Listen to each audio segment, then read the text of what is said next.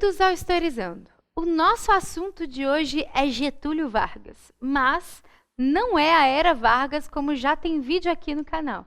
Como alguns de vocês já sabem, o Getúlio Vargas consegue voltar ao poder mesmo depois de 15 anos sem ser eleito nenhuma vez para a população.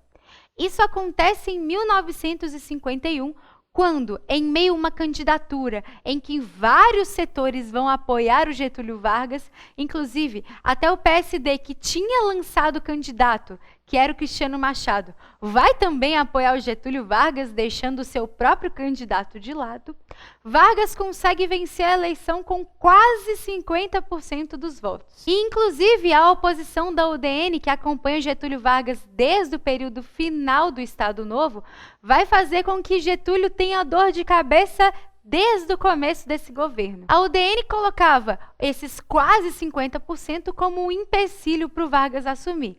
Porém, na Constituição da época, a maioria dos votos é que contava, mesmo que não fosse mais de 50%, como, por exemplo, é hoje. Esse retorno de Vargas é conhecido como um período chamado de populista.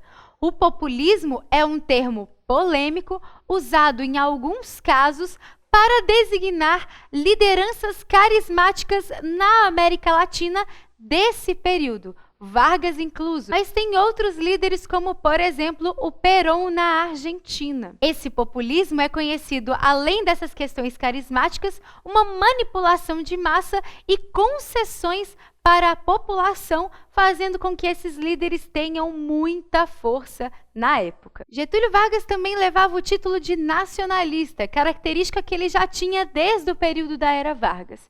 Esse nacionalismo é possível ser percebido com a campanha O Petróleo é Nosso, que ele lança então uma discussão polêmica sobre o Estado ter o controle total do petróleo brasileiro e, por isso, a campanha e a criação da Petrobras. Ele consegue a aprovação do projeto em outubro de 53 e acaba, então, criando a Petrobras. Também é nacionalista ao tentar criar a Eletrobras, empresa então de energia estatal, e a lei da remessa extraordinária de lucros, que vai tentar controlar os lucros das empresas multinacionais.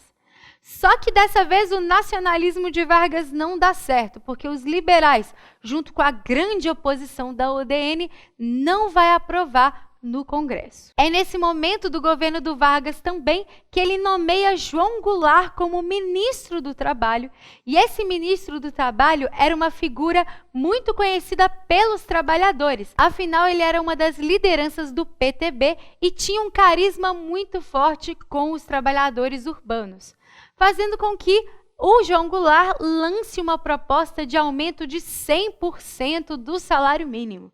E olha, aumentar 100% do salário para muita gente é bem positivo. Mas imagina você que é um grande empresário ter que então pagar 100% de aumento para todos os seus funcionários. Assim, a oposição com relação a Vargas cresce estrondosamente graças a esse projeto.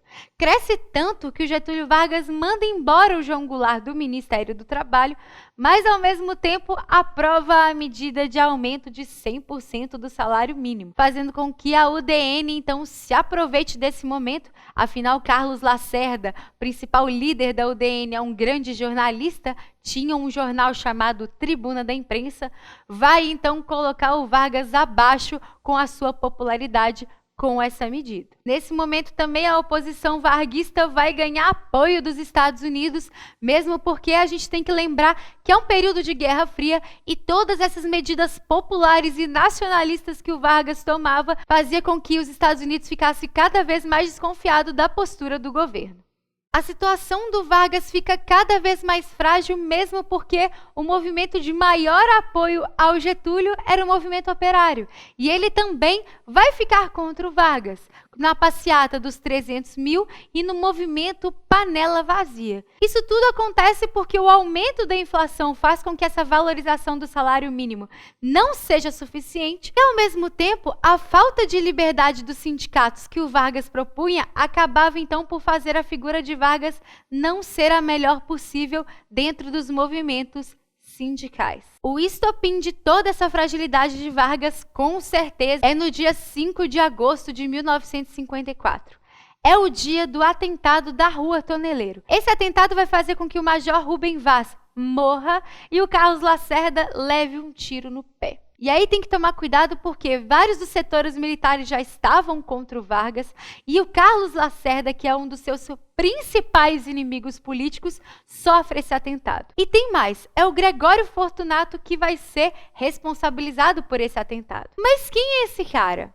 Não mais, não menos do que o famoso Anjo Negro, o guarda-costas de Getúlio Vargas, é que leva a culpa. E é claro que, automaticamente, a culpa cai em cima dos ombros de Getúlio. A pressão política aumenta cada vez mais, a oposição chega em níveis alarmantes e em 24 de agosto de 1954, o Getúlio sai da vida para entrar na história. Ele comete suicídio no Palácio do Catete porque ele dizia que era melhor a morte do que a renúncia.